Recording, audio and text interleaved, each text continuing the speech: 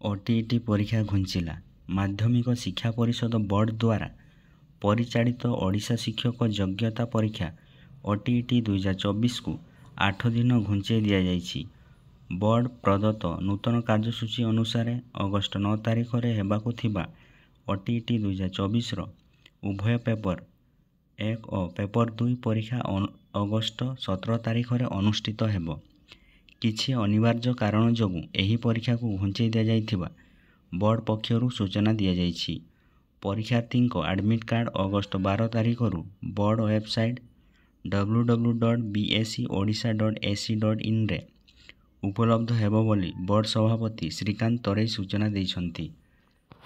ତ ଆସନ୍ତା 12 ତାରିଖରୁ ଆପଣମାନେ ଆଡମିଟ୍ କାର୍ଡ଼ ୱେବସାଇଟ୍ www.bse.odisha.ac.in ରେ ଲଗ୍ଇନ୍ କରି ଡାଉନଲୋଡ଼ କରିପାରିବେ।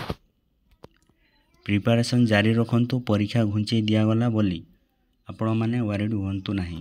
ଧନ୍ୟବାଦ।